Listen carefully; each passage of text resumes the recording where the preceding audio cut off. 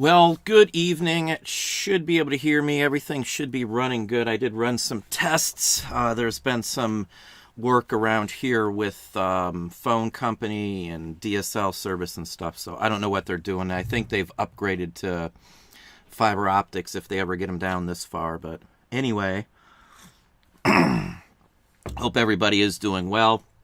We'll call out some names and stuff in just a few minutes here. For those in Patreon, they've updated Mailbox. So it says I've got like a couple thousand brand new emails, and it's kind of hard to sort through them. So I'm working my way through until they fix the email issue. Maybe it's fixed now. I haven't checked in probably 4 or 5 hours. I did check this morning, and it still had that. So I will get to, excuse me, the last few emails in Patreon hopefully tonight, if not as soon as they fix it. I'm hoping they'll fix it by the weekend. That's what they promised. So hopefully that's the case. I can see them all. There's just so many. I don't know which ones to sort through. Usually it says new ones, and I can sort by that. Excuse me. I had my dog, and my dog is really aggravating me today. Not bad, just the allergies. What's going on today? I do want to talk about reselling. And I do want to talk about this for a real good reason. I've had people, maybe every other day or so, at least one or two people has told me that they just can't make enough to make this work for them right now. And a lot of people are having some frustration. So I want to talk a little bit about what it takes to be a reseller, what you can expect. It's not all bad. Obviously, there's a lot of people who do it, and there's a lot of people who do it very well, who make money at it. Me, I think I saw Dom, Primetime Treasure Hunter, in the house too. There's a lot of people who can make it work. It takes a lot of work, though, just like anything else. There's a lot of work and time involved in whatever you do. So we'll get the first part out here.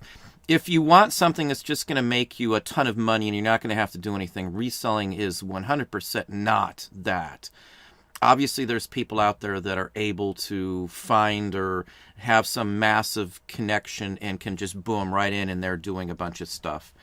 To have a true big business, someone who is able to advance and grow your business is totally different. Most anybody out there can drive around and find some stuff and turn around and resell and make some pretty decent money. Is it enough to live on your own without doing more? For most people, it's not, unfortunately, especially if you're starting from, zero stage, ground zero, basically, and working yourself up. Things take time to figure out how to do it quick.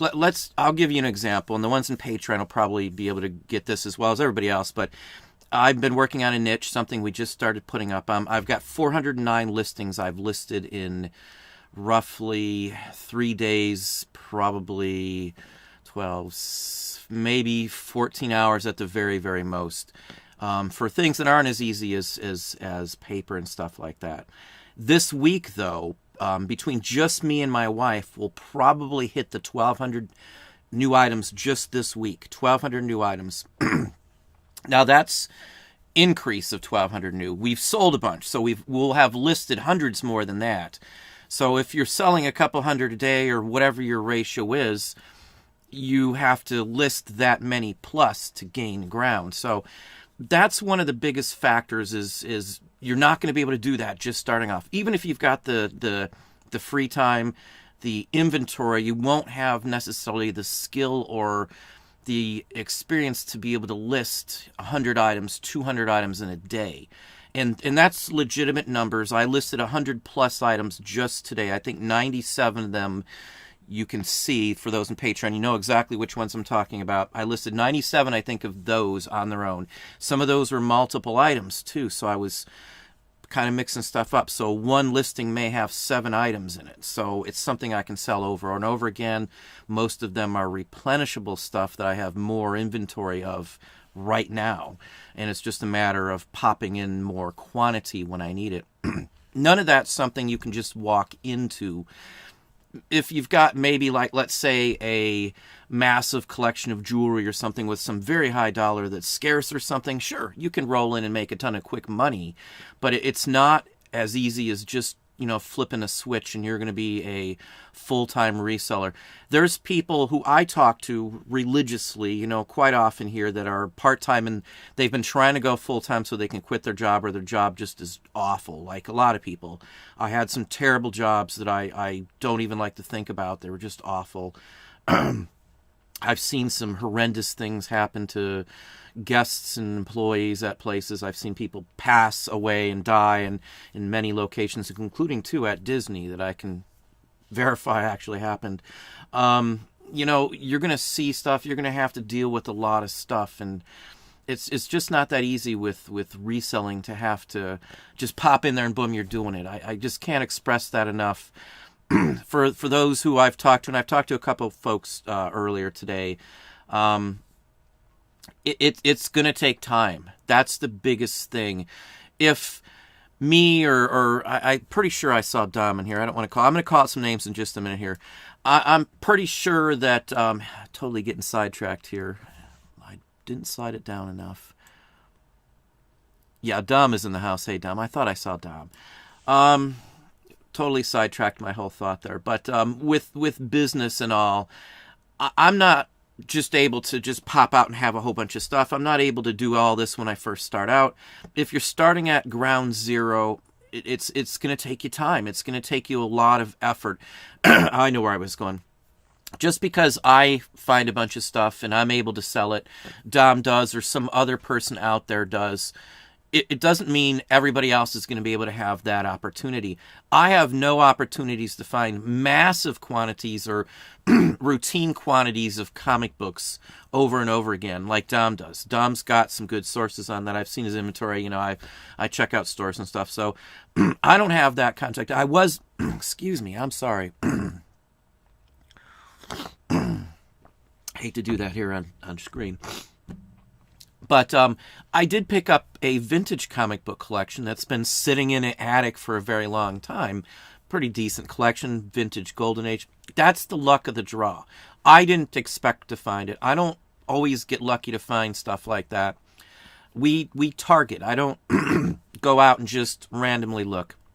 We do have articles. We do have ads posted in some places. I do have people that reach out to me because of those ads. So I don't have to do what everybody else or a lot of people do. So take it at what your store level is. Don't just jump in and think you're going to be able to do whatever somebody else does.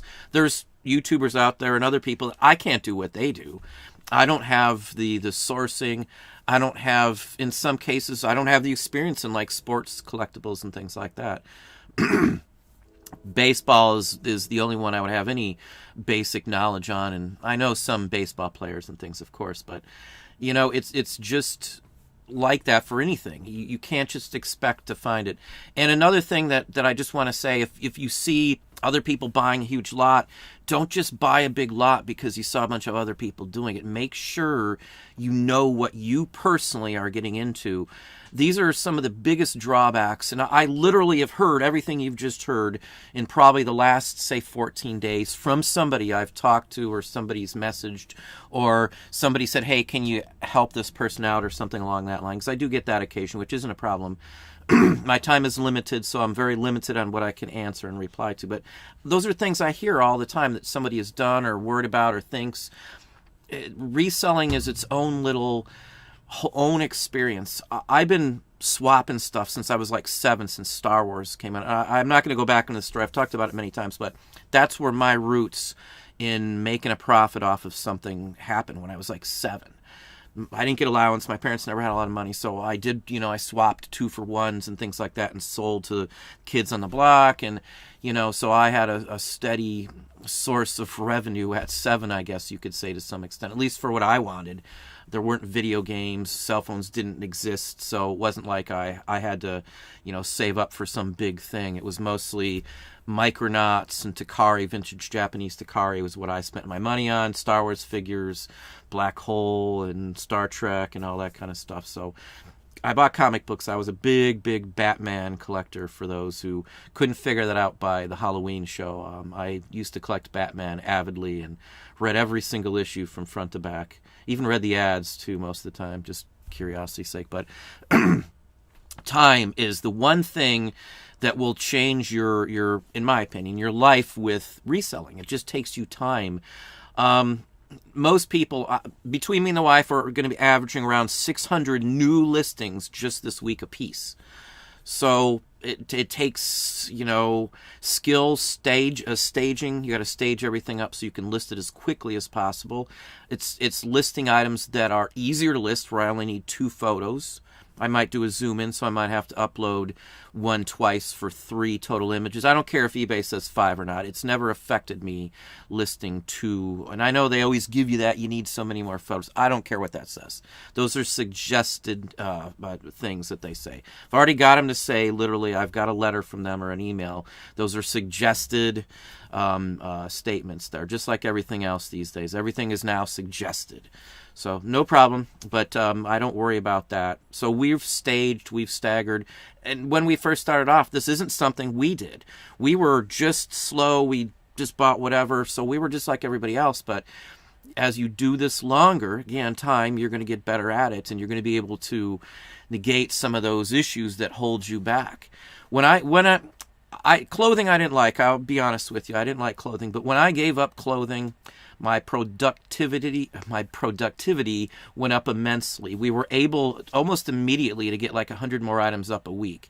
Nowadays, we can get way, way, way more than that. But again, it's all staged.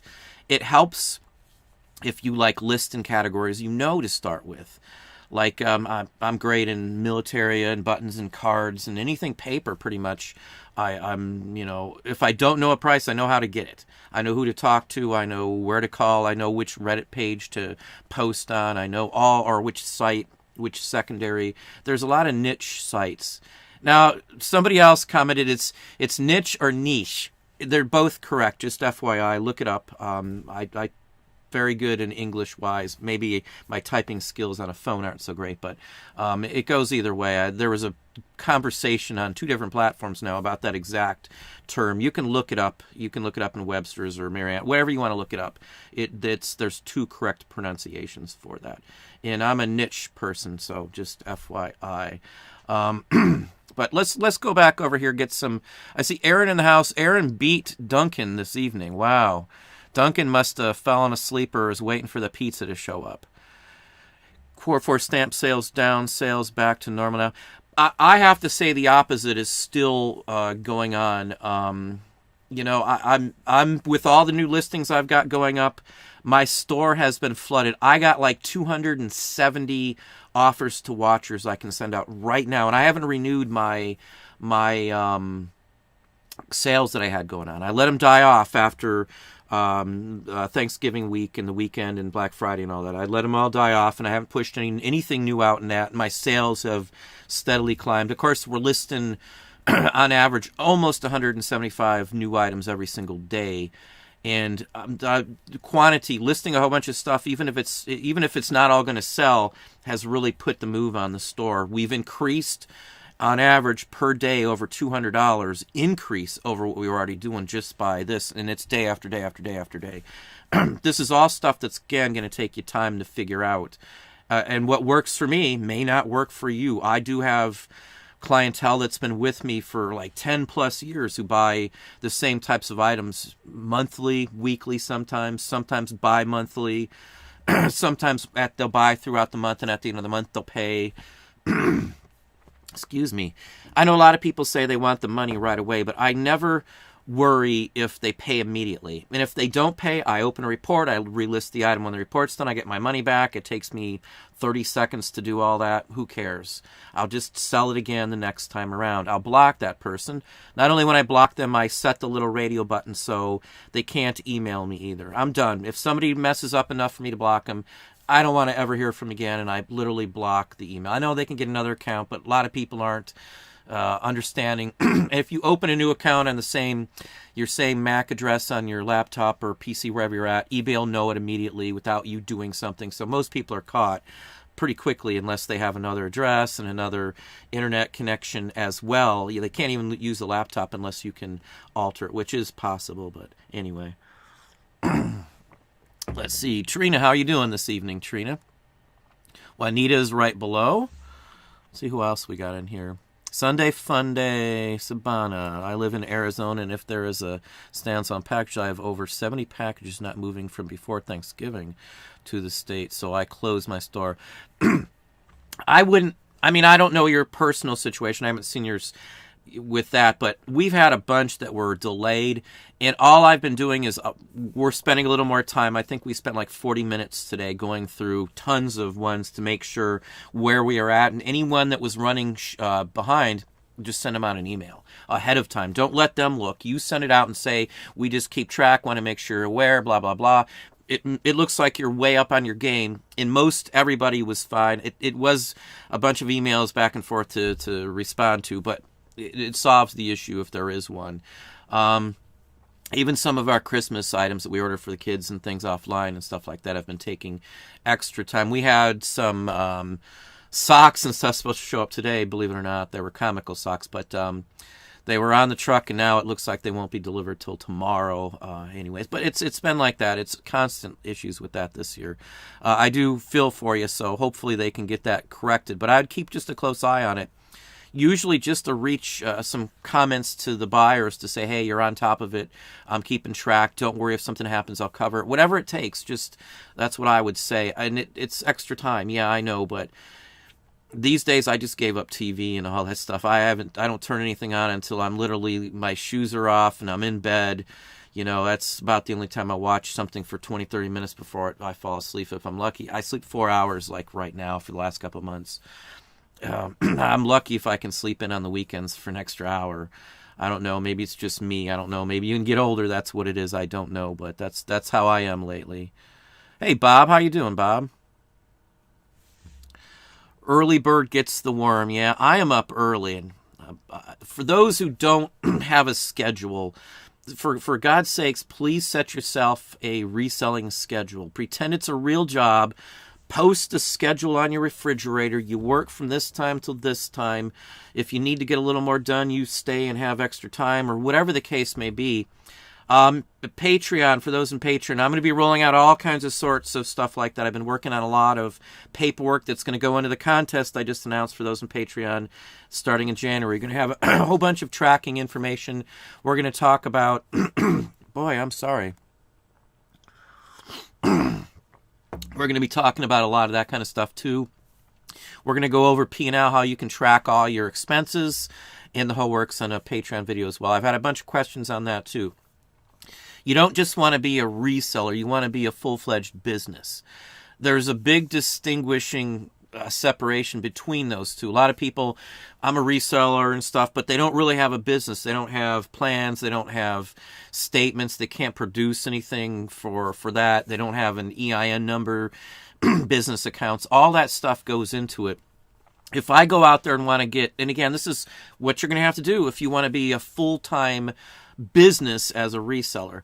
You're going to have bank accounts. You're going to have to be able to get letters sometimes. If I buy wholesale and I go to a wholesaler and I want to get 30-day a bill of lading where I can get the merchandise and not have to pay for 30 days, you can't do that just walking off the street. You got to be established.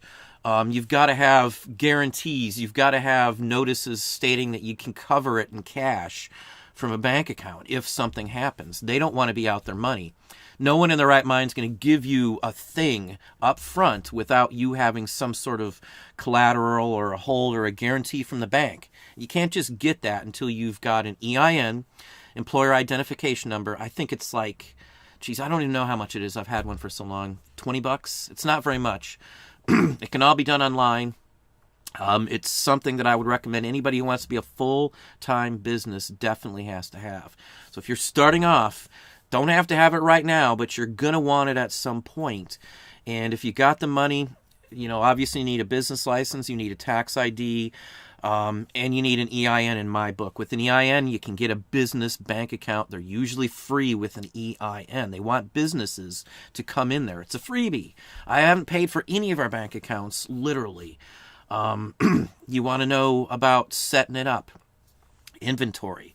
Most around here, most of the better well-known ones that have good Better Business Bureau reports, the accountants will give you one free consultation. Go in there with a list of questions. Use that free one up. Even if you can't go in and you don't want to decide to do it, if they give you good service, they give you good answers, they give you the free one, when you get to that point, use them. Don't go somewhere else. Don't just abuse the use of a free one. But we have accountants for 2 different things, 2 different ones. So that's something else you should at least look at. The free consultation you can use to get the information you need on what your requirements would be to keep inventory. I get that question a lot, and we're going to discuss some of that in Patreon as well too. There's probably going to be a video not next week, I think the week after, I think I got it scheduled, that's going to cover some of that, like a condensed version for those who want an overall understanding here on YouTube. It'll be a little longer video. I'm going to go into several concepts on setting up things like that. I use a P&L sheet. I use projection sheets. I use all that stuff, and it tracks where my business is going. Again, I have combined income, so I don't have just income from eBay or eBay, Amazon, and stuff. There's a whole bunch of stuff that rolls into one source, so I have to look at something different than most people. I don't just worry about what eBay's doing. Obviously, if I'm diving or something's going down, I'm going to compare to see where it's at and then fix it and move on. But let's hop back over to some more folks here. Yeah, hit the like button. I'm terrible on asking or saying anything about that. I kind of get lost in my thoughts here.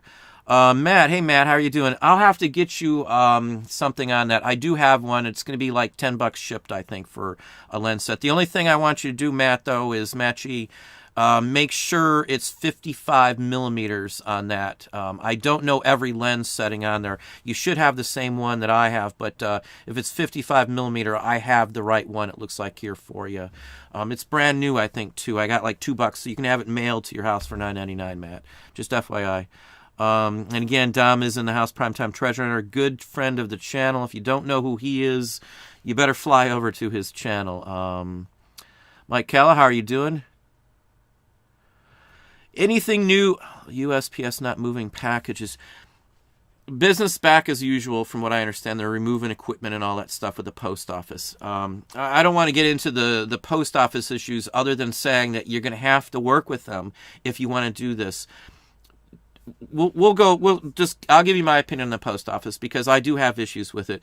My local post office person is amazing. She does an awesome job. I can't say enough. Last year, I don't remember what we gave her last year, but she's getting $50 easily this year, if not more than that, for a Christmas present. We've been going back and forth on business relations, who we need to take care of, and that's one person I always want to take care of.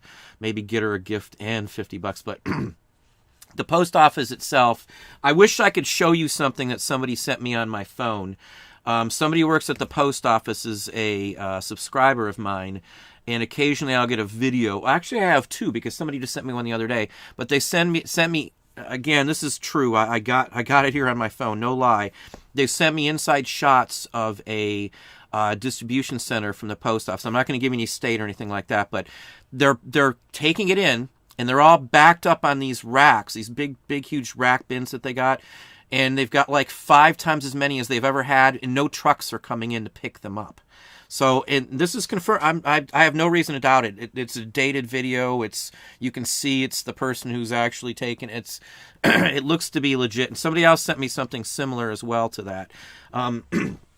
I should have asked. I didn't think about it, but he might get in trouble. But I literally have video inside of a post office place. But it's crazy. So yeah, there are issues. But again, we've had packages late by 2 weeks. I've had stuff late by 3 weeks. I've had stuff go out that went like 10 minutes from the one gentleman's location, and then came back by my house.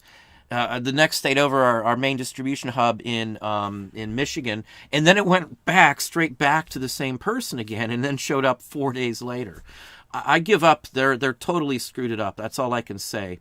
I'm working through it to the best of my abilities. I'm reaching out when I see something that's going astray or late or anything else like that, and letting them know. Spend the extra 20 or 30 minutes to keep your business. I can't say for I'm sorry, let me pop back up. For Sunday Fun Day, Pamela, I can't say how bad it was for her or what the issues were going on with it. I can understand the frustration. I'm not going to shut down. I'm just going to work around it. If I get a ding, I'm going to argue the case with eBay through the tracking that I have. Again, I'm sending tracking and everything. I even had something that I could have gotten away with putting a stamp on. It wouldn't have hurt me too much, and it wouldn't have dunged my account, but I still paid the extra money for tracking on even those items. Even if I lost an extra $2 or $3, I don't care. I just wanted it done to make sure I can track it all. Keep track of it, send out some emails, send out some messages, go through your list. All you got to do is keep hitting the track number, and you can tell which ones are running behind, which ones aren't, and send some emails out. It is important. I don't care what other people say. I'm going to do that and get the situation solved before it gets to the point. I see the issues happening like in Phoenix area. Between Phoenix and here is where everything seems to get held up. Ohio, Michigan area, somewhere between here and Phoenix. I don't know if they're limiting, runs or what, but I constantly see issues there. Detroit sometimes holds stuff up for a week. I've had to... I have 3 different Michigan hub things that they use around here, and I never really know why they use one over another one. I tried to figure that out, but it's a waste of my time. But no idea on the banned items list. I just did one of the, the eBay Insider program or whatever that I'm a part of. They do surveys. I can't tell you what the survey is because you're not supposed to reveal that, but I did give them a piece of my mind on the banned items and why I was complaining about some of the comments or questions they had asked and why I put that I totally disliked what they were trying to do.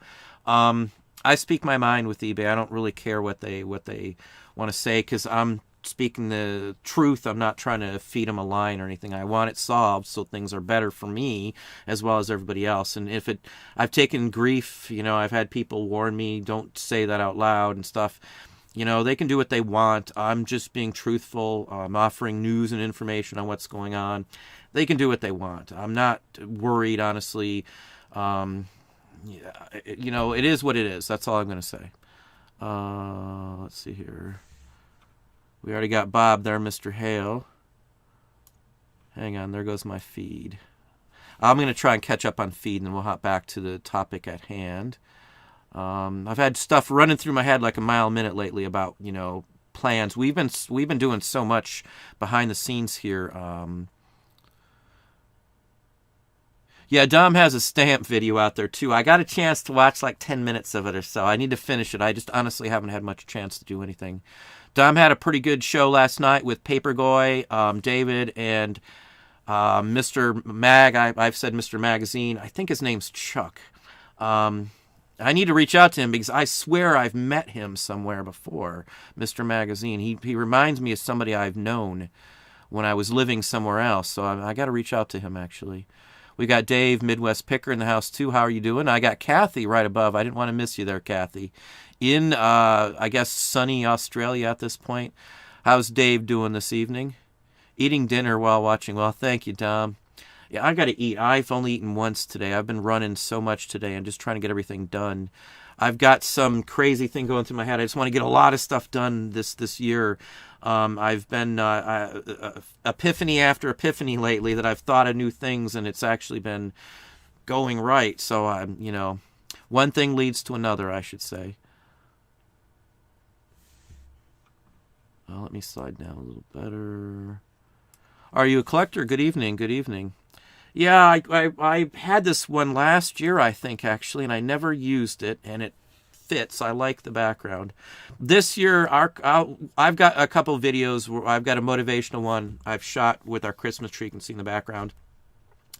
I have no ornaments on the tree. We did all lights, bulb lights, and then a big light up star. I like it. We haven't done one like that before, but usually we've got either Victorian ornaments or fruits or something. We've got like 3 or 4 different sets of ornaments for the tree. Let me see, where'd we go to? Hang on, I'm trying to work my way down. A lot of folks know each other, as we see here. A mixed box of Australian pre-decimal on the way. We'll probably do a video showing how I sort them. I love stamps. I try to limit. I do have a stamp one coming out in Patreon, too. I don't put a lot of stamp stuff out on YouTube personally. I've been into stamps longer, probably since I was like 7, longer than Well, I guess toys, stamps, and comics was my thing. But I've been into stamps since I was 7. I had the Boy Scout badge. I actually was the instructor. I can't remember what you called it, but I was the scout person who you had to go to get your Boy Scout merit badge. And we've got a pretty good collection. I've collected. I inherited my father's stamps, comics, and some other things too. Amazon Seller 99, how are you doing this evening? Good to see you in as well. Let me pop down just a hair. Yeah, stamp Duncan, like Duncan, you can do extremely well with stamps. I've got some areas in stamps that most people never ever mess with, so I might do one of those videos too in Patreon. I've talked about a few of them too, but I love stamps. BOB's back of the books are some of my favorites. I like the revenues, or anything 19th century. Penny Black, that's got to be a one on everybody's list, I would say. Duncan, you'll know what I'm talking about.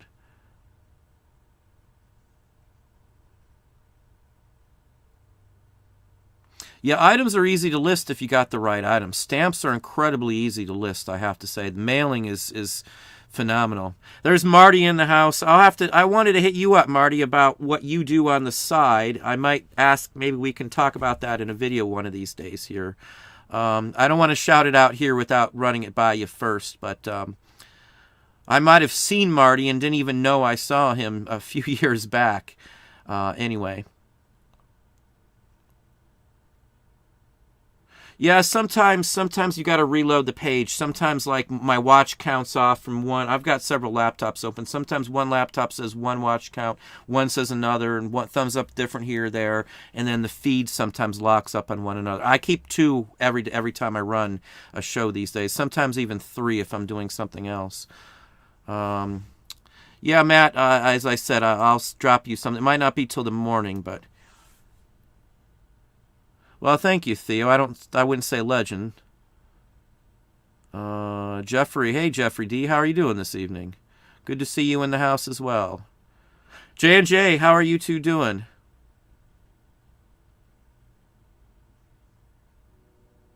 How have you done with that, you two, J&J? We've done pallets. Once the pandemic's over, we're going to hopefully have a place with a warehouse. We'll own it. We're just going to buy some land with a warehouse or something we can fix. It has to have concrete slab and heating and the whole works, but that's where our plans are. So I can do some pallets in some instances. I get offers a lot lately, and sometimes it's mass quantity. I've had some people, like even on LinkedIn Hook, send me some offers on something. So I've got the opportunity, and I may run that route. So stuff like that's always worth getting into for sure. Hey, Michelle, how are you doing, Michelle? Good to see you in as well. Do the rest of you have a ton of missing items? Shipping is getting interesting this year. If you're talking about missing items that were listed, then you can't find them, or you're talking about listings that disappears. I hear it both ways. I honestly cannot say. I've had one item that I couldn't find, and I went back and looked, and sure enough, I sold it, and I probably did relist it myself by accident. I can't say that's what a lot of other people do, but I've heard there's glitches. I personally have not seen one that wasn't my mistake. I know sometimes if you hit sell similar, a lot of the folks who do sell similar are the ones who seem to always have it. The first question I ask somebody is do you sell similar? Most of the people who don't do sell similar don't have missing listings. So I don't know, there could be a glitch tied to sell similar, or it could be that after you sell similar, some folks, I know it happened to new folks because I've had people tell me that, but they'll sell similar and they won't go back and delete the old listings, and then they'll list them again. So you might have 2 of the same ones. And if you go scanning through your store, depending on which way you're looking at it, since there's a double listing rule with eBay, you may not see one of them if you're just scanning through your store. It will only display one. So when one sells, then the second listing now pops up visible in your store.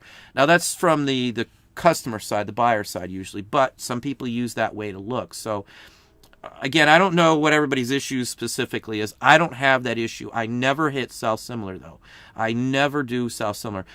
I know a lot of people say if they do sell similar and do this and do that, if you count it across all platforms, what I got up and our other stores, I've got 80,000 listings. I could no way on earth even want to attempt to even do it. And even to say, let's do 20, 50 at a time, it's just impractical. I could list new items quicker and then just take the luck of the draw with the other ones is my take on it. If you've got those 80,000 bulk on several sites, you've got more opportunities and things like that too. Good keywords and stuff like that. And I know another question for those who are new or this is a question that comes up. Well, doesn't eBay algorithm block your items from showing up if they've been on the site for extremely long length of time? I honestly have come to the conclusion from doing this and looking at all this kind of stuff for a very long time that there's two things going on. And again, I can almost show you on a piece of paper on a spreadsheet part of this. We'll run through like a whole bunch where items that were listed and are in like in a row in our listings. If you look at your listings, you can sort them by list date. So sort them by list date. If you sort like mine by list date, so the oldest first, and I pick a gap, I'll have some sales from like a bin number like J39 or something like that. And I'll have 2 or 3 from that same one. Then I'll have 2 or 3 from ones that were listed shortly after it and are in a little bank of my listings. So I honestly feel at some point that they rotate through people. That's however they're doing it. I do believe there is a rotation as to what is visible and what isn't visible. And for whatever reason, some areas are pushed more than others. Maybe they're not like blocking your items for showing, but maybe they're pushing them up higher in certain points throughout this. There's obviously a pattern now. If you track things like that, like I've got bin numbers listed in my title. I know everybody says don't do that. I do it because it's so much readily available information without me having to do anything, and I can yank that information in readily and sort through it pretty easily through like queries on Excel or something like that. So I can sit there and pick out things, and I can pick out the patterns on it. That's one of the things that I see. And the other one, again, this is something that I've been looking at for a long time because it's frustrating when you want to figure it out, and I'm nutso on stuff like that. The other is that they're only doing it in certain categories. So I really feel that some of the vintage categories, due to limited quantity in the category, they have to show every single one because it looks better for them. If they only have a handful of something and they hold some of that back, it's going to be readily, they won't be looking on that site. They won't be looking on eBay if they're not going to show enough. So if you're in categories like me, vintage, limited run categories like roller skating labels, there's maybe 800, 900, 1,400 at the most is all I've ever seen. They show every one of those. I promise you can sit there and count them. They show every one. Every time I look, I've never not been able to find mine from any source, even from a bare bones new laptop with everything cleared, everything else like that. So I really think that those are the two options. They rotate in certain categories, in bigger categories like postcards and stuff and trade cards where there's 30,000 items. In other categories, they're all just shown. Those are the two options that I see based on literally you can see this week, this day, a whole bunch sold that were in a tight section of my store. Again, this is by date listed. Again, I do everything by date listed, whether it's the oldest first or the newest first. That's how I sort and look through anything in my store. Anytime I want to find something or figure something out, that's what I always do. That's my recommendation for anybody new. That's what you got to do. It's how you find lost items if you can't find where you might have put it in your inventory or anything like that. I do that for everything. Something else you're going to have to learn when something bad happens. That's how I learned. I got screwed up and I messed stuff up and I figured out the best way to solve it, and hence that's when you figure stuff out. If you're not messing up something, you're probably not learning something, in all honesty.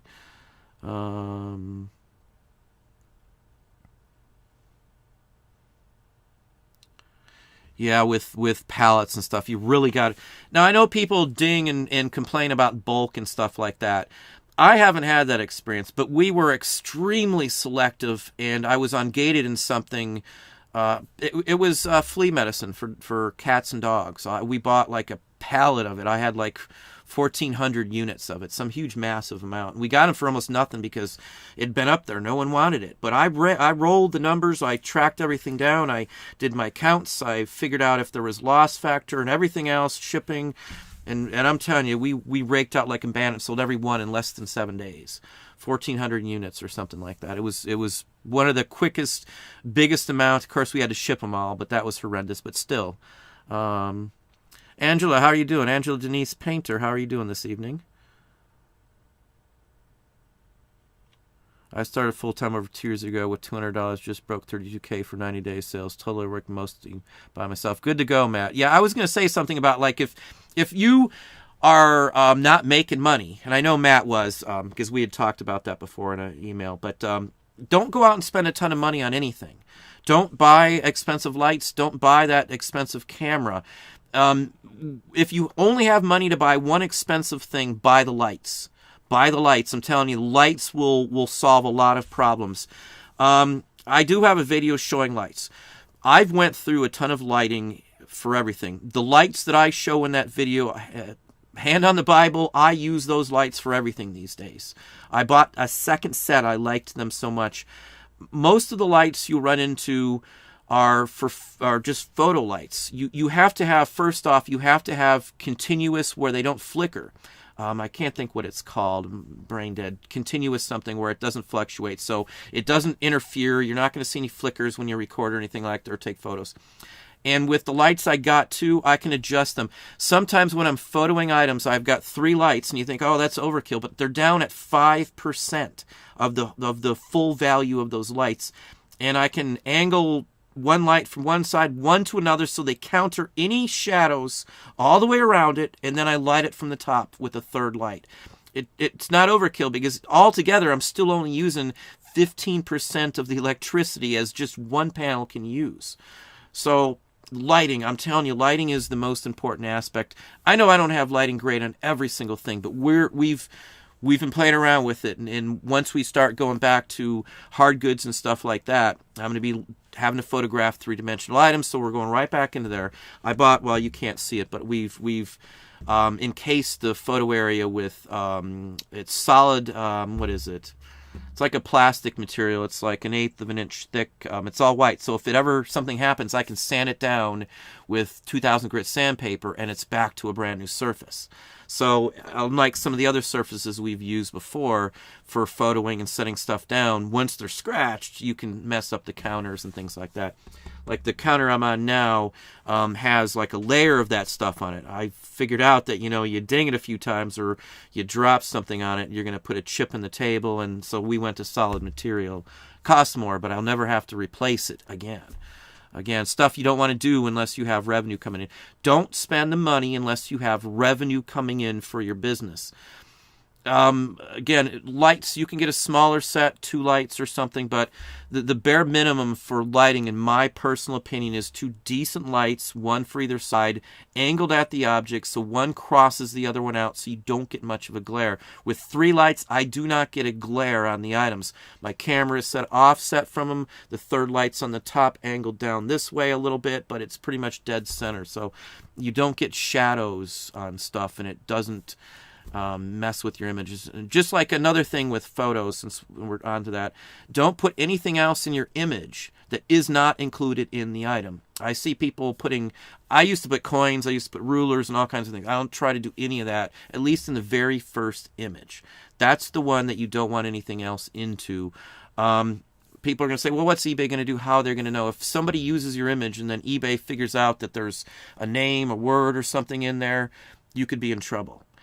Because at this point, eBay does not allow any words, names, altered images at all on the platform because you don't own your own images. The minute you upload them, eBay owns them and can do whatever they want, and they can give them to somebody else to use to do what they want with them too. So don't put anything in your images. At some point, I could see them using a tool to ding people or to stop those listings from showing up because they have your name in it or address or something like that. So we learned that again, I use the Amazon standard for every image I put up. Every single image I put up, I try to make sure if it's acceptable on Amazon, it's acceptable on every platform on the net. Amazon is the gold standard for photos. I'm not saying Amazon's great. I'm not worshiping them or anything else like that. But their photo standard is accepted everywhere. So use that one. 85% of the image of your photo on Amazon has to be of the item. The other 15% has to be white. Use that for everything. You can't get in trouble. It's a corporate standard. When you see like item photography for catalogs and online databases and stuff, that's what they try for too. Every one of them. So anyway, I know I'm rambling. Let's go back to some folks here. Yeah, niche is my thing. I've always said that. Again, it depends on where you're at. Like I knew someone very well. When I first worked at Disney, I dated someone from Boston, and it was always car. Gonna go to the car instead of car. Or wicked was another one, and she said it different. I can't say exactly how she did it, but. Not criticizing. I dated her, so it wasn't like, where are we at? And now, don't be laughing at everything now, Aaron. It's not a funny matter now, is it now? The House of Mini Trucks, glad to catch you live. Well, glad to have you on here. Thank you as well for the kind support. Okay, so you're the Postal one. Yeah, I don't get to my stuff very often. Sometimes it takes me days. Right now, I've probably got like 30 or 40 in there I haven't touched. If I've answered you before, I try to look at those first. But that maybe it's I don't know. I've got 2 of them in there, so maybe one is yours or not. But I did get one from 2 different people with videos. Sabrina, how are you doing? Dan, how you doing? Dan Sweeps. Daryl, Carolina Picks in the house, too. How are you doing, Daryl? A mail stalled all over the country. Hey, Carl, sunny Florida. Still the newlyweds. Love your avatar there, Carl. Excellent picture.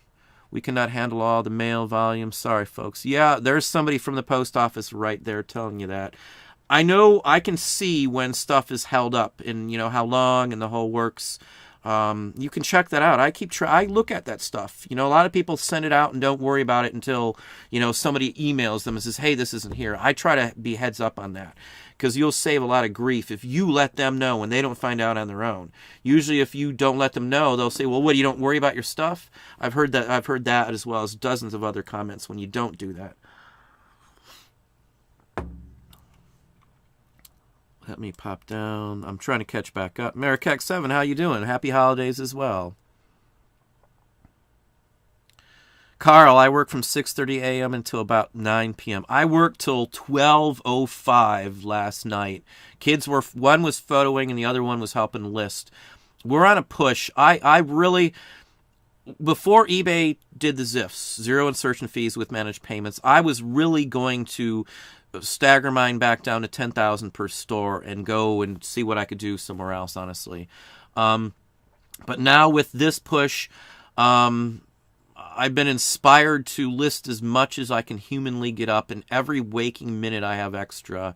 I'm not like, I can't say I feel overworked at all. I feel a rush watching it, and every time, like every 20 minutes, I'm sitting there looking at my amount of inventory. In 3 days worth of time, I've listed it's $45,760,000 worth of new merchandise. No lie, that's the real total. Those in Patreon, I showed you just that one category, what I've listed. That category now is at $26,700 and some odd dollars just this week in new merchandise. Altogether this week with the 1,200 listings, we'll have close to, I want to say, $76,000 worth of new inventory. This is list price. Doesn't mean I'm going to get that for it. So I'm not trying to make it sound like some huge thing, but I'm going to get a good chunk of that. On average, a third of that I usually take. That's usually. Okay, it's not going to sell tomorrow. It's not going to all sell today. It might not sell for a year or two, a lot of it. I can afford to do that. So, again, that's something else you're going to have to work up to, in all honesty. I'll do what I can. If you want the volume in bulk, you need to not necessarily just pay attention to me, but I do bulk. Listen to people who do bulk if you want to do bulk. I don't care what it is. I can get bulk of anything these days. Bulk postcards, trade cards, sports cards definitely, non-sports cards, greeting cards, placemats, Anything paper, stamps, most assuredly, quite often. Coins I can still get, unfortunately. I can't list them. Adult magazines, I could have had like 15,000 adult magazines the other day for like 15 cents a piece. And they were good ones, but I didn't want to sink that kind of money not knowing I'd have to hold on to them who knows how long. If eBay doesn't bring them back, then I have to alternate source, and then I have to... Some of them can be listed on Amazon, but the percentage ratio was a little scary to me. I was really tempted. I was tempted to hold on to them, but eBay's had 2 years to be able to add those in, and they still haven't done it. So I have very little confidence that they're going to add those banned items back in. They may not worry about the money. They may be making so much more money just as it is and worry that it might be a liability. I don't know. It could be a business decision and has nothing to do with trying to screw somebody over, but... Coins can have a lot of fraud in them and stuff like that too. So,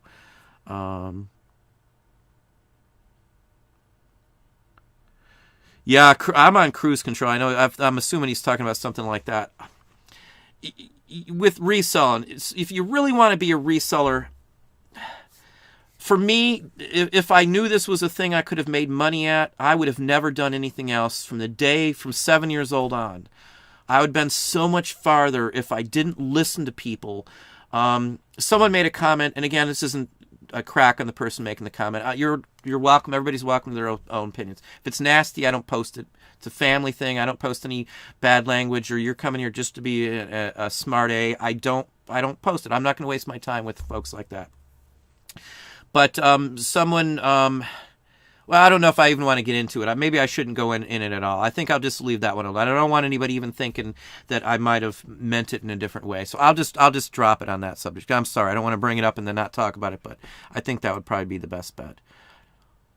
Contacted buyers, put in missing package. Post office stated it can be a few weeks. I can afford the loss at this time. I gotcha. Completely understand. With the post office, if you are going to file, I'm going to tell you what you should do too. I've done it quite a few times. When you're going to the post office site, create an account. Always have an account because you can track your history to see what you've done and everything, and find everything you need real readily. But when you go in there, just type in lost package on the query section of the USPS post office site. We've had an account with them for years. That's how we renew our post office boxes and everything else like that. But when you're in there, once you type in lost packages, there's going to be the top option. It's always come up top option, and it's where you would file the claim. There is 3 options on that page. Bypass the first 2. I don't care what it tells you. If the item's been missing for more than 4 or 5 days, bypass those first 2 options. Go to the third one, and the third one is a formal search of some sorts. Every time I've put one of those in, within a day or so, my package started moving. I can't say it's every time with everybody else, but with me, it's fixed the issue. It started moving. Coincidence or not, I don't know, but it seems kind of odd that once I do this one goes to the first one's just a, hey, you know anything? And that goes to the local post office. The second one as well goes to the local post office. That's who contacted me for the second option down, the middle option. The third one, though, seems to come from somebody else. So that's why I say you do the third one, it's going above your local post office from what I see. You want it away from your local post office because if it's went out through them, it's the post office after them that's the problem, not them. So you want to go above it is what it looks like. That's my personal recommendation from what I've personally had to deal with. And I've filled out probably a couple dozen of those same exact ones that Pamela's talking about there too. So I understand the grief. Yes, I do. We've got a lot going out, so I can afford to have some issues. It's just the grief on the phone going back and forth with eBay on why it's not your fault. That's all I can say. The tracking alone should be able to be enough to show that, hey, there was nothing on your part. As long as you're meeting your stated, I ship within 24 hours, and I always do that. As long as I'm meeting my stated deadline, eBay can't say I did anything wrong. It's all from that point on because eBay quotes on their own site, it's going to be delivered this day. Their quote's wrong. Your part wasn't wrong. So that's always my argument if I'm talking to eBay, and that shouldn't be on my account. I've been able to have that sort of stuff stay off my account because of stuff like that. You just got to know what angle to approach it at, and that's the angle I approach it at. You guys posted the date of delivery, not me. I delivered and followed my rules that I state that you say I have to follow to the T. It's all on you guys now, which it is. They have to update, and they've actually had to change the delivery date, so eBay can't say that it's anything to do with you. So that's the role I go. That's the side I go when I'm looking at and trying to get stuff like that off. If you haven't hit the like button, please hit that like button there too. I've got 164 people on now. We've got 62 likes. So again, if you enjoy the conversation, you want to help the channel out, push some likes on the channel, tell your friends and the whole works. I honestly, sincerely am passionate about what I do. I'm not just trying to get your money. I don't show you my store even. Again, if I wanted to push my stuff out to you, I'd be marketing my items to you. I don't take promotions. I don't do any of that.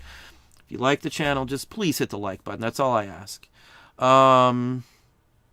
Again, I wish the best for you. If there's anything we can do for you too, Pamela, I wish there was something, but I got used to saying niche, working with interior designers. Yeah, it depends on, during my faux finishing days, they could charge more for niches than they could for niches.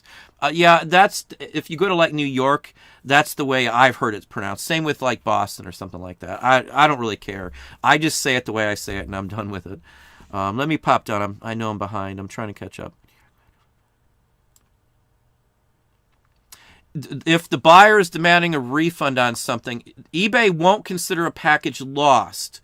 I went through this. I've done this whole spiel. I've talked to several people. I'm sure this is the state. If the item has no tracking for exactly 10 days and an hour, that person can request a refund, even if it's still going to show up. And there have been cases where I have personally had packages that have been over 10 days. My complaint about this issue, and the biggest aspect about this, is if you refund them the money through managed payments, you have no access to their PayPal account email address to send them an invoice anymore. So you can't recollect. They cannot send you their PayPal address either, so they can't get it back to you that way. The only option you have, and that's only if they'll do it, you'll get some crooked people who won't help you out, is to cancel the first listing, which I don't think, yeah, you can technically cancel it, and then you'd have to relist it. They would have to buy it again to pay you. That's the only way that I can see. eBay has never given me any response, any option, any way whatsoever to collect the money if you refund them and it's still in process. 10 days is eBay's quoted. This has been quoted to me by several people. I believe this is the truth by eBay standard. It's somewhere in some script because the wording was like literally almost the same. 10 plus days. It has to be 10 days and like an hour or something. After that, no tracking for that entire length of time. They'll get their money back no matter what you do. It'll be considered lost, undeliverable, even if at some point 10 days later it starts to track again. I ran into it once, and luckily I had already conversed with the person. I was able to track down where the gentleman worked, and I sent an email. He worked for, I think it was a historical society or something. That's how I got paid. If I didn't know that information and didn't at least try to converse with my customers, my buyers, I wouldn't have been able to do that. And it was like a $60 item or something. I don't know. Wouldn't have killed me to lose it, but it was the principle of the fact of it. Hopefully it answers it. It's a 10-day thing with eBay. I would just, worst case scenario, go open up that case, Michelle. Go type in lost packages, go to the page that has where you file, go to the third option and fill that out. Go ahead and get a screenshot. They're going to send you an email when you do that third option. Make sure it's all valid. If you have to set up an account, set up the account, because then it'll send you an email from the post office and it'll give you a number. And that number, you can just literally cut out everything but your name and send that copy. You can cut and paste in eBay's email and then send them that. If they open up a case, post that in there as well, and then repost the tracking number as well. It'll keep it going a little longer. That would be my personal recommendation. That's what I've done. Thank goodness I've been safe. Things I haven't got screwed on it too bad. I've lost one or two here or there. I had an item that I know I sent out. It's on my sheet. It showed up, and then now, since they didn't accept it somewhere else, it's gone out of the system. I ended up having to refund the person, and I know I sent it out because I wrapped it myself. So, and I think that's happened maybe twice where it's gotten lost from the time they've scanned the sheet and then accepted it into the system. This is something else you're going to have to learn some of these other aspects of it when you're new. When you're in charge, it's your business. You're responsible to figure out how to track or how to do this or how to do that. If something's lost, I never tell the buyer, hey, do this or do that. I go and do it. I always file the report. I always go in and I always post a copy of it. Cut and paste a screenshot, highlight the screen, Control-C, Control-V into your email, and then off you go. And that way they can see you're doing it. You're doing something about it. If you let them know it hasn't shown and, hey, we're keeping an eye on it, please be patient, blah, blah, blah. I've talked to the post office, blah, blah, blah. Give them an update before they ask. That's my best recommendations. You may not catch every one, but you can limit the aggravation and the headache.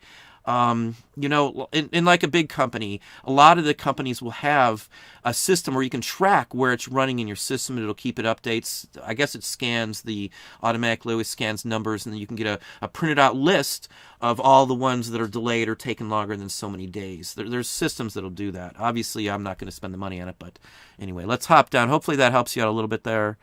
Thanks, Marikex7. I do like that, as I said, Christmas, big fun, Christmas fans, of course. Yeah, from what I see, and I haven't had anybody show me anything that says, hey, eBay didn't honor and didn't remove a bad feedback because of postal service. I haven't seen it. No one sent me anything. No one's complained. I've heard a lot of complaints about it running behind and stuff. Again, I've had stuff behind by weeks, 3 weeks on one of them, and it did show up. eBay should back you up. Just talk to somebody else. Call back a second time if you can. Ask for a supervisor, whatever you got to take. As long as you followed what you were supposed to do, you did everything right. eBay's quoting the time. You were not quoting the time. They're quoting it. So it's between eBay and the post office to satisfy that customer from the minute you mail it out, as long as you meet your deadline. By 11 o'clock, I've got everything shipped and ready to go. That's my cutoff point.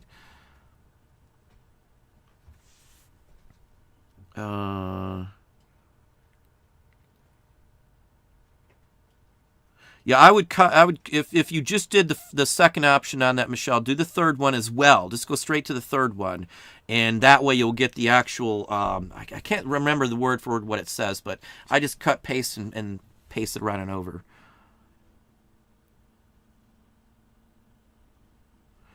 CJ, I had eBay refund a customer already. Yeah, if they're refunded a customer too, this is something else I found out that somebody else. I can't prove this actually happened because it didn't happen to me, but from what I have seen from somebody sending it my way, eBay refunded somebody in less than the 10 days of it. It wasn't lost, and it did show up after that. They had to go ahead and refund that buyer, or not the buyer, the seller's money back, and then they basically had to say, sorry, we messed up. Because they can't. It's 10 days. I went over this for years. It's 10 days. They can't just give them the money back in less than 10 days.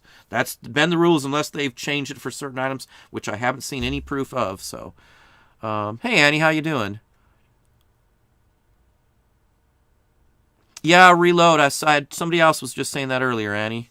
Annie's got a whole bunch of videos out, too, if you have not checked Annie's channel out, too. I've checked out some of her videos. I don't watch many, but Annie's I've watched several of, too. I very rarely have time these days. As I said, I don't even watch TV. Usually it's just something playing in the background there is what I try to do, anyway. Well, Noel, well, thank you very kindly. You didn't have to do that. Thank you very kindly, though, for the $20.20 super chat. Buy a nice cup of coffee or tea for you and Marky next time you go out. Thanks so much for all that you do for everyone. You are a tremendous asset to all of us in the community. Well, I honestly and sincerely thank you very kindly for that, Noel. That's touching, very appreciative of that. And you don't have to do that, but I do honestly thank you. Do try to do what we can for everybody, but thanks again. I'm really thankful for that. We're going to go just a little longer here. My eye issue, I just wanted to bring that up too because I've talked with somebody quite a few times about that, a couple people now. I got something in my eye. I had to go to the emergency room, some dust. I have a probably permanent issue of dry eye syndrome, and it may not sound like much, but it's a severe case. Basically, the surface of my eye has some damage to it, so it loses the moisture.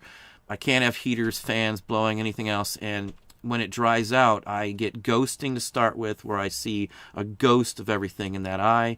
And then if it gets a little worse or I don't catch it quick enough, I have bad double vision, which gives me a headache, and there's not much I can do about it at this point other than put drops in like about every hour or so.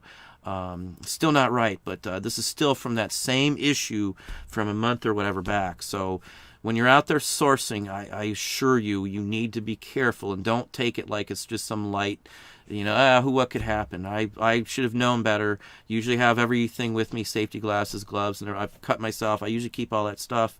I figured I was safe. It was a nice, clean place to look like, but you never know. So I could have permanent issues. So vision is very important. It bugs the heck out of me every day that I have these vision issues. So just FYI, be careful when you're out there. For anybody new, don't take it lightly. Lots of things could happen. I've got a foot issue that's literally and honestly from reselling from 10 or 15 years ago, where I had a walking cast on basically for almost 2 years, and it's still not right from me ripping some ligaments, crouching down, sourcing. So just, again, I wasn't like old. I wasn't, at age, nothing to do with it. Just be careful while you're out there. Let's see. Jim Lucas, what is a good tool to research postcards? eBay, HIP postcards. You can find some on a few other specialty sites. There's some holiday sites. There's some like artist sites as well that you'll find postcards on and stuff too. But eBay is usually the top, as well as HIP. Those are the two I use for postcards. When you've done EANs are free, Annie's saying. There you go. I swore I paid something, but I may have had sent in several things at the same time. I know I still have my letter.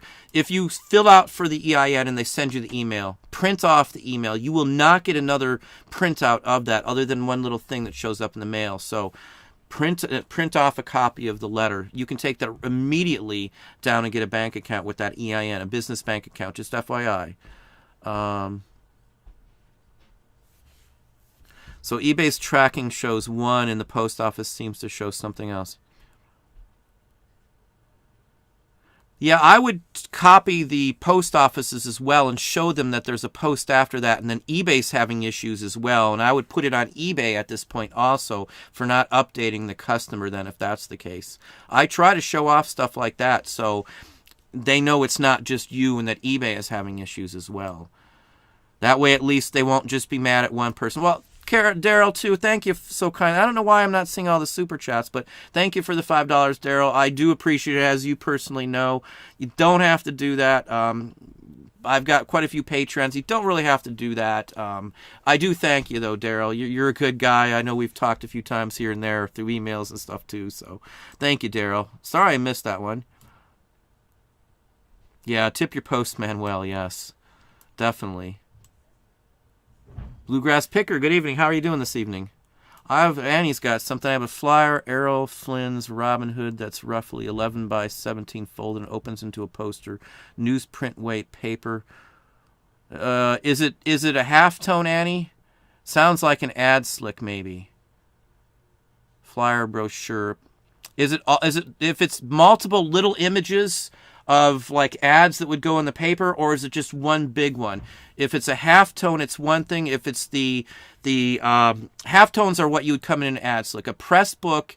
I worked in a movie theater. I know them very well, and I used to buy them at Sid Cahuenga's at Walt Disney Studios, and I'd resell them. We'd buy big bulk of studio production material there. A press kit usually comes, or a press book, I should say. It depends. There's a press kit and a press book. A press book is usually like a book of advertising information, and inside there are what's called ad slicks. They do run around 11 by 17 on some of those. That's why I say that size. It could be a single page ad slick if it's a halftone, all in one color on slick paper. Newsprint weight paper. If it's slick at all, that's what it could be. If not, it could literally be like a cheapo flyer that would have been tacked up like on a telephone pole or for a drive. And usually those cheapo ones, if it's one color flat, 11 by 17s, I find are usually drive-in theater ones. I used to order those. I was the one who ordered the press kits, the lobby cards, the 1 sheets, 2 sheets, and anything like that. I ordered the trailers for what we had showing. used to go with my boss to see the movies, and then they used to bid on movies. I know the whole process of bringing a movie into the town back in the 80s. I used to love doing all that stuff here. Well, Tiffany Sue, well, thank you very kindly for the super chat as well. Greatly appreciated. Merry Christmas to you and yours as well. It's getting close. I do have a Christmas show coming up with Dom. I won't give out too much information, but I'm going to be working on something for it this weekend. We got a little something planned. We've got some things we talked about already. Date's been set, so that is coming up. So thank you, too. Thank you again for that super chat. Hop on down here. Where are we at? I'm going to keep going with some of the comments and questions here just because I don't get to them. And since we're on this topic here, we'll just go through some more. My PO let me in back room to drop off, and I've never seen so many packages. All the tubs were stacked and overflowing, and I live in a small town. Sounds like you've got several days backing up there. I check my post to see how I'm going on average. If they pick it up here after a certain point and my post office is running late because they don't bring the stuff in, I've had to alter my stuff a little bit. They don't get back, and then they don't accept it till the next day now. Of course, I got the initial scan, so I'm still safe with eBay, but that's worrisome that they're not scanning it. And if it's on the weekend, it can be, they can accept it on Friday and then not scan actual acceptance and entering it into the system until Monday morning, possibly. I've seen it once or twice now, which is very aggravating. Again, thank you, Noel, too. Just one last time there. Let's see here. Let me pop down just a little more. Yeah, I know what Dan's talking about is postal workers. I know they have to fund that so many years in advance. I don't begrudge the postal workers a pension or anything like that. And I don't begrudge them making sure that it's safe, in my personal opinion. They're just not doing it right. They could be offering something else at the post office. There's post offices, including ours, used to do this. They used to offer like check cashing services and things like that. So it meant that they had revenue coming in from other sources. Like most resellers I know have them picked up. Or they'll just drop off a bin or something. And I don't have to wait at the post. I almost never am in the post office ever, other than a P.O. box or something checking. So if they offered other services, it's not going to affect me. And most resellers it won't affect. But it would bring in revenue. They used to do that. I think England used to do that, or still does it, if I'm not mistaken. So there's other opportunities. That's what I'm good at. When I was a regional man, I figured out all kinds of ways we could gain on revenue, because it meant I made more money with some of the jobs I've had, like a regional. You could get 30%, 40% of your income comes from you meeting certain figures, and you can get an increase above and beyond that. If I went over my projections by so many percentages, I got a kicker bonus based on that amount of money. So I always made more money. I've had bonuses that were like $40,000 after Hurricane Katrina because my volume shot. We're the only restaurant in town that was opened. My company set me up. They brought in generators. I was the only guy who had food in town. We served everybody. I made a ton of money. I couldn't spend it because I was always working. But, Anyway, let's move on from the post office. Look, Daryl's got my postal person not showing up for pickups, so I put note in my mailbox saying we have pickups that need to be picked up. They don't always get the pickup slips, so note takes care of it. Yeah, I've seen that here. I got in a big argument with mine, telling me I didn't have anything online. I could spend up online. I do it every single year at the same time. We're in the middle of the year. I said it's been up every single day. I know you guys have it there. I can go in right now and look. They don't do it every time. Luckily, my mail lady has been the same one for years, and I'm just phenomenal happy with her. I've had a couple fill-ins that aren't as good, but at least my mail gets scanned. But anyway, I get you there, Daryl. I feel for you. Let's slide down. Yeah, I raised my shipping costs today to track more and going priority that normally would be first class. Now, size of the package I found matters too. The bigger packages get there quicker, even if they're sent the exact same service. A heavyweight priority package always gets there quicker than a small priority package, even if they're going to the same location. I've done that and I've seen it. I've had packages coming here the same way. Pop down just a little more.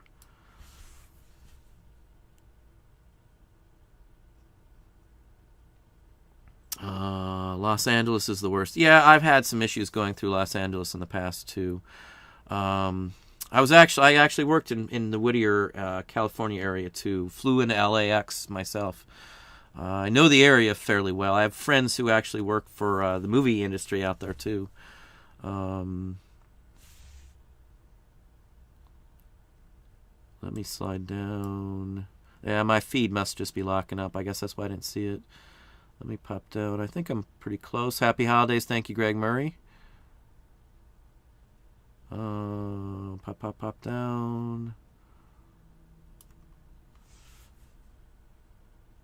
Yeah, we got you, Tiffany Sue. Thanks again. Lucky Finds. Well, thank you very kindly. Beth Luan, I love your show. Well, thank you very kindly. One question I have, do you ever test the records that you sell? I get that question. I've probably had it 200 or 300 times. I do not play records that I sell unless they're worth over a certain amount, or I personally want to hear them. I can pretty much grade any disc by sight these days, sight just by looking at it. That's something, again, if you're just starting off, you're not going to be able to do that, I would say. But after a while, you'll be putting them on the platter, and you'll be constantly going, oh, well, that's fine. The only other thing that I do on some, if it's a 78, I usually use the finger test if if there's a scratch on it and it's running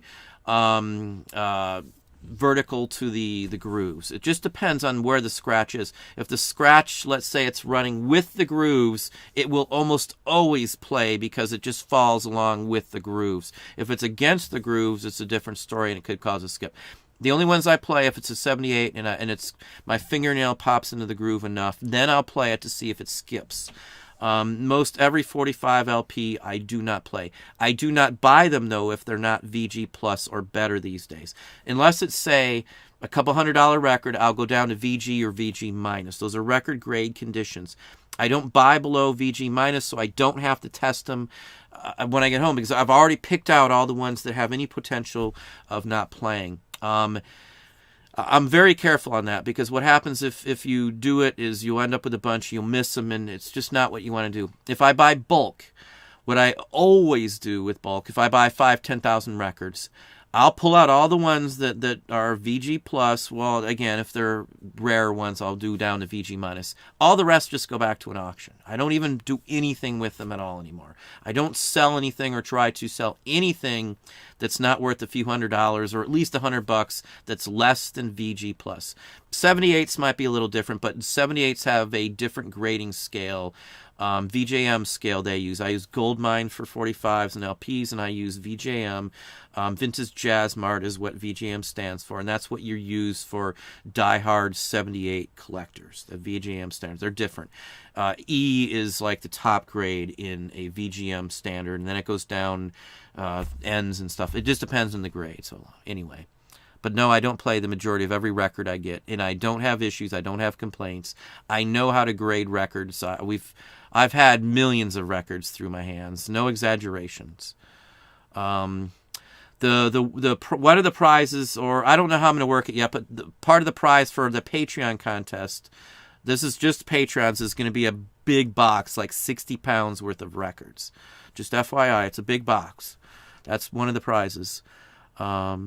Yeah, I thought Mr. Magazine, Chuck. I swear, you'll see somebody, maybe I know him. I swear I've met that guy somewhere, Chuck. I swear on my life that I've met him somewhere in my travels at some point. And maybe just or a show or something. I know that. I've seen him. I've seen him somewhere. I don't know where, but I know I've seen him. I'm going to hit out to him too. I think Papergoy sent me something. Dave as well too. Yeah, Michelle, Dom had both those. Dom had Mr. Magazine and Papergoy on last night. I don't usually get to. I was listing. I listed as I said till 12 something last night. I'm pushing. I'd love to get 1,000 myself up in a week's time. Is what my goal would be to do. Pop down a little farther. Prairie Loon, how are you doing?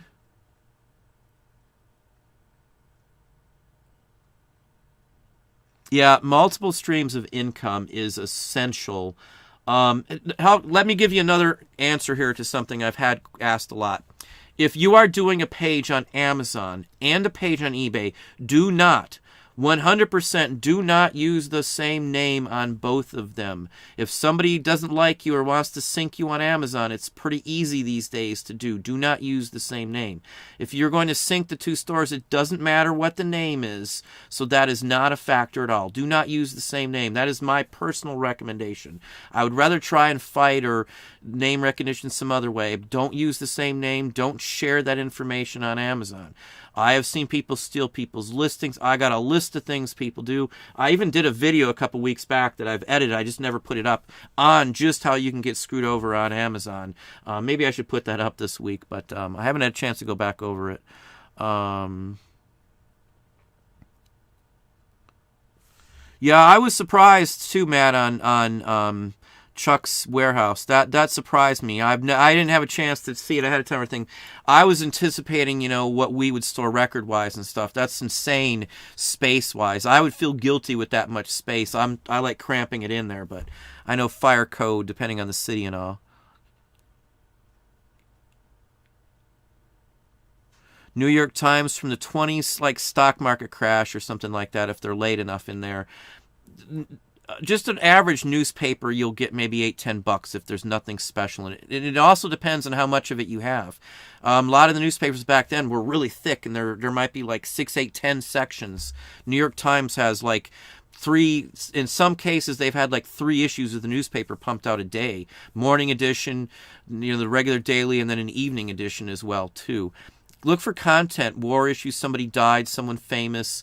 A movie famous, Max Sennett, Charlie Chaplin, something like that. Some major event is what you want. And you want a headline for it to be worth some good money. I buy them in big stacks. If I buy newspapers, like I'll buy World War II newspapers, sometimes $5 or $10 I can get like 50, 60 ones with all head titles. One time we had, I don't want to give you like an exaggeration, probably 300 World War II newspapers. I may have 1 or 2 left. Literally, they all sell. And I think the cheapest I sold one for was $14. Highest was probably around $80, and they weren't even in great condition. They were yellowed and chippy and stuff like that too. So, yeah, Dom, I don't do stamp videos. I've promised I will keep that off of YouTube. I only do the stamp videos on Patreon.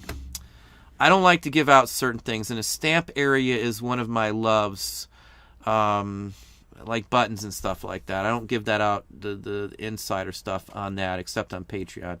Stamps, I don't want any competition more than I have to have on stamps. I love stamps. I've been into stamps for probably more than, as long as I've been into comics and collectibles. Stamps go back 44 years for me with stamps. That's my history with stamps. I mean, I that's the one area that I can cherry pick any collection in 5 minutes, man. That's my love. I get excited when I see a stamp book or album with 19th centuries in it. That's my thing, or a big B.O.B. collection back a book. That's my big thing. Trina, a Patreon is a paid thing. If it's something you have to pay to get into. No one has to do it. I still give out a lot of content in here, but I do give more detailed content on Patreon. I mean, it depends. If you're new, I give a lot of more detailed. It may not be as helpful to someone who's just starting off. My regular videos would be probably just as good. So don't spend money unless you can afford to do it. I know, obviously, I get more money from you, but I don't want to give you any bad information. A lot of the folks in there are people who are more invested. Again, I don't know your level, so I'm not trying to insult anybody, but I take it as people are wanting to learn more. It takes a lot of time to do stuff like this. But Patreon, I'm the Auction Professor anywhere you want to look. So just type in the Auction Professor on Patreon if you're interested. You can see what it is. I think I got a sample video on there that everybody can see anytime they want. You might have to slide way down, but there is a video that's open to everybody on Patreon, a full-fledged regular video. Maybe even 2 of them now that I think about it.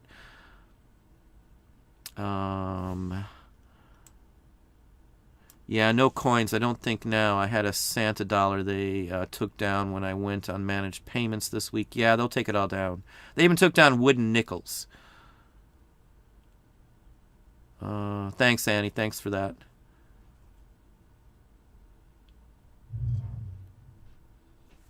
Yeah, you know what the option is that eBay's telling people, and I've had 3 or 4 people tell me this, so if it's not true, I'd be shocked as can be. If 3 people who don't know each other tell me this, they told them, well, you can always get another account that's not under managed payments. You start off at 0. You know, you've got nothing. Who's going to trust somebody selling coins with 0 feedback if you're selling high dollar stuff? It's not going to happen. So that's a bad option.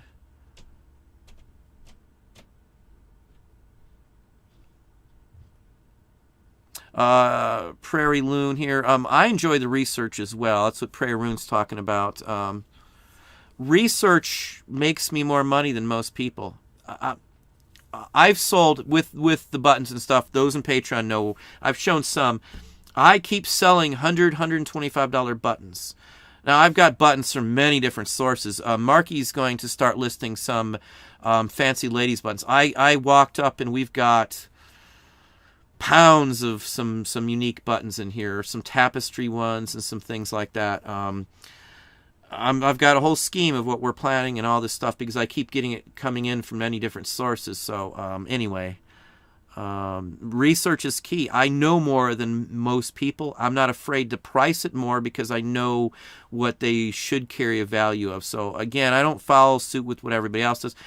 Here's one I got today, and I've had this one before. Somebody will say, well, what's the best you can do on this item? And they says, well, I've attached some links for you to look at so you can see what they usually go for. And I'm like, I don't care what your links say. I don't even look at them. I don't care what yours say. My information, my research, my experience, my history of selling these items says that this is a range I should get. I don't care what they say. I'm not pricing my items based on what some other person thinks I should price them at.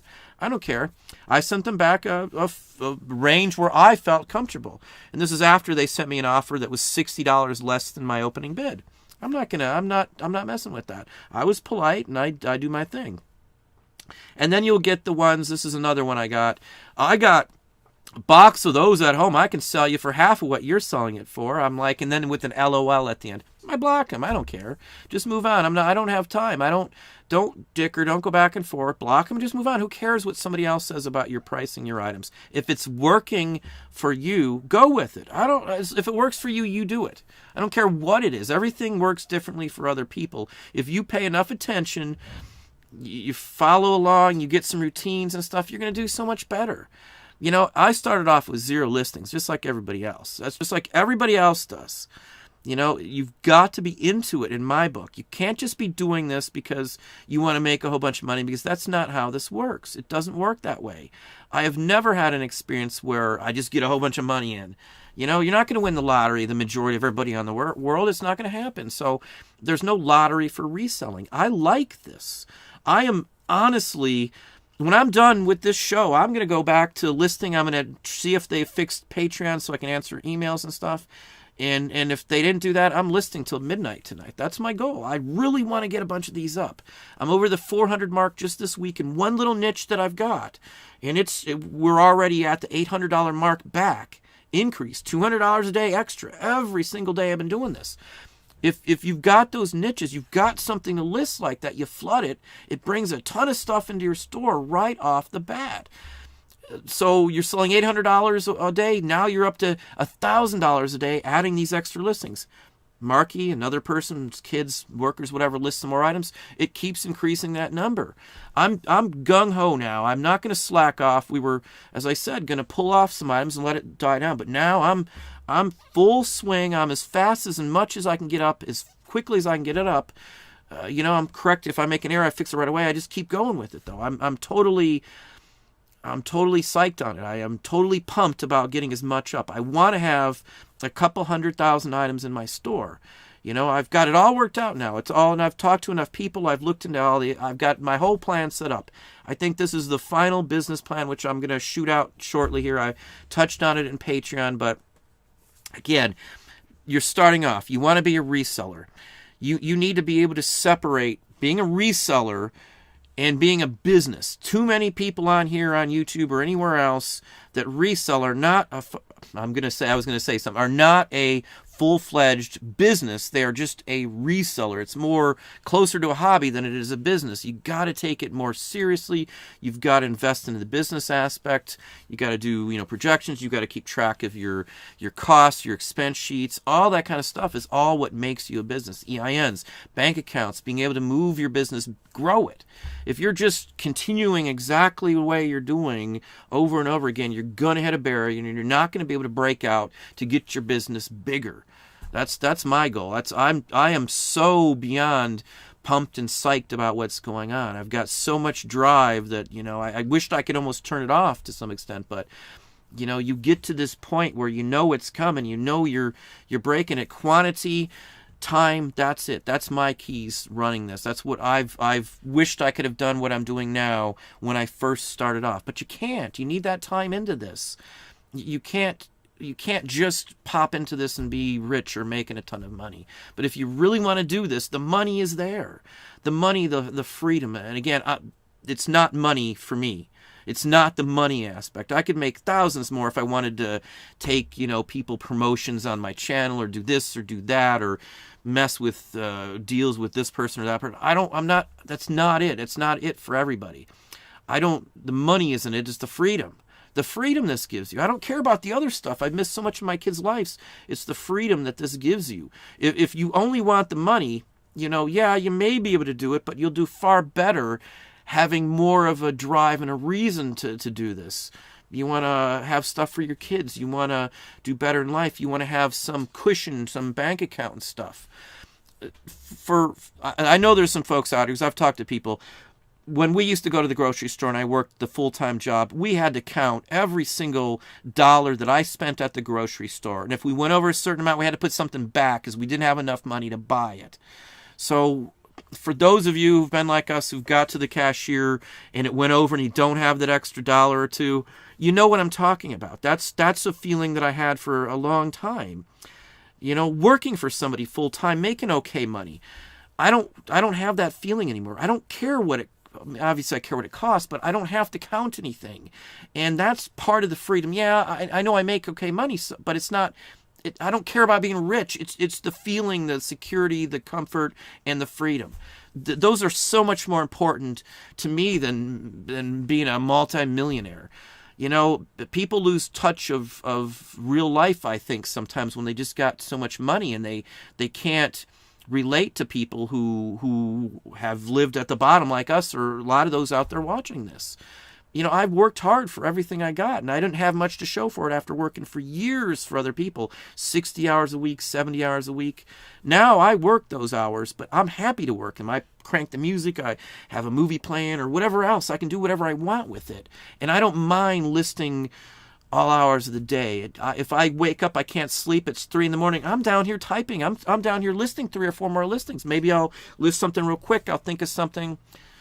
That's the drive. That's the motivation. I don't need anything else. There's this Brian song, I think. Maybe it's Brian's song. Somebody had maybe it's a bike riding movie or something. He had it in his head.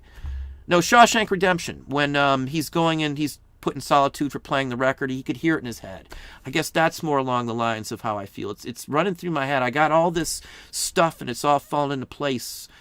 It's like I had a big puzzle to get this business together. That's basically what it is, and it's now all falling into place where there's no stopping points anymore. I can see getting to 500,000 listings live real quickly if we keep up a momentum and stuff like that. Again, this is going to take some time, but there's a light at the end of the tunnel if you can hang on, if you've got that dedication, if you're not worried about rolling up your hands and having dirty hands and calluses and cuts and scrapes and stuff like that. It's going to take that. But anyway, I don't want to ramble on too long. I know I ramble on about that, but that's how I feel. This is if you've those folks who've run into me, this is me in real life.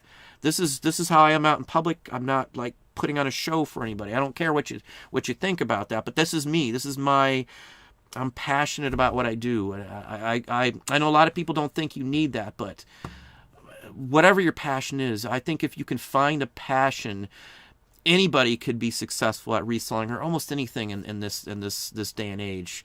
So again, don't be discouraged by the work and stuff you have to do.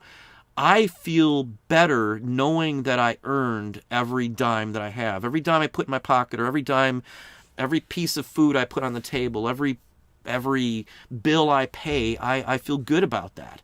And there's nothing bad about not making a fortune, not being rich or anything else like that. I don't idolize anybody like that. I Mr. Wonderful on Shark Tank, I like his business structure. I watch his YouTube channel, or at least play it in the background, I should say, quite often, only because he's good at marketing. I'm not saying I like the person. I don't know his person. Nobody knows these people. So all these rich, famous people, we don't know who they really are. They're not, just because they're rich or famous doesn't mean they know everything or you should listen to them. But there's very few that I get into like that. But Mr. Wonderful, I don't idolize any of these people. Business experience, business knowledge is important and things like that. But be passionate about it. What he does now is based on what he wants to do and passionate. I guess that's a big point of being a reseller or doing it this way. I'm able to invest some time and money into something I just want to do. I don't stuff that, even if it doesn't make me money, I get to do it because I've got the money and stuff. We got another Weebles video we had edited for God knows how long. I just need to go through and do a few things to it. Stuff like that. I don't care if majority of people don't like it. I enjoyed doing it. Me and the wife had a blast doing all that kind of stuff. I've got some Weebles videos. It's totally different. You can see my wife Marky's in the videos and stuff like that too. It's mostly her, obviously. But I enjoy it. I do it even if I wasn't making the money, if I could, but I can sustain it at least with what's going on. So we have passion and stuff, and it's not tied to making money, being rich, I guess. Obviously I need to make money, but that's like a side part of it, and I swear that's what it is. I wish people say, you just giving BS, but that's literally what it is. I wish people could feel that passion about it, that it's not just the money, it's the freedom, the ability to not be tied to something, not to have a boss, not to have to worry about getting up at 3 a.m. to be someplace unless you're getting money and you want to be there. I still, just the other night, I woke up thinking, oh my God, I'm late for work. And I'm like, what the hell am I, I'll say it. What the hell am I thinking? That's literally what I said in my head. I don't work. I don't do that. I even said I don't work, but I do work. It's not work. This isn't work. The research, the history. I love every aspect of what I do. I love the wheel and deal. I love the phone conversation trying to get a deal going. I love the back and forth and price bickering and trying to get a cheaper price, trying to go back and reasons for this or figure out the problem. That's what this is all about. You want challenges, you want something fun, for me anyway, reselling. I just wished I would have figured it out when I was 7. As weird as that sounds, because I've wasted 20 plus years and now I found out what I'm the best at. This is what I'm the best at. This is it. This is me. This is who I am, and I wished I would have known it years ago. But anyway, I know I'm ranting and raving. I should let everybody go before I just ramble on the rest of the evening. So anyway, it's a good time, and it can be a good time. You just got to put the extra effort into it. I'm not saying to kill yourself, but I'm up till midnight working, and I don't feel bad. I'm not tired. I still sleep 4 hours if I'm lucky, and I'm wide awake. The minute I don't set an alarm clock. The minute I get up in that morning, 6:15, 6:30 at the latest, or somewhere in that range, I'm rolling. I am doing something already. I showed you a video what I do every morning. I'm sending out offers. I'm accepting offers. Then it's straight to mail if it's just me here. So anyway, I honestly appreciate everybody. Thanks everybody as well for those super chats. It is honestly and sincerely appreciated. If you haven't hit the like button, we're over 100, so I do appreciate everybody helping me get to that number. This is the real me. Take it how you want. I know I don't jive with everybody, and some people take me the wrong way, but I'm business. This is business. This is business. I wished I was more personable on stuff like this, but I'm stuck in this business mode when we're out here. One of these days when the pandemic's done, I will do a get-together, and we'll have a bunch of people together locally here. I'll set up something. I'll do it in my treat. We'll get some food and something and maybe do some presentations. Maybe see if we can get some other resellers here or something, a get-together. I wanted to do it before the pandemic started, but I actually had talks about meeting up with Dom in New York even, because we planned on going to Canada. But anyway, it hasn't happened. I better let you go. I'll keep talking forever. But I do honestly appreciate everybody coming on tonight. I thank you for all the support. If you want to help, share, tell your friends about the channel, spread the word, spread the news, and I do appreciate it. Thank you all for coming on, and I hope you all have a good evening.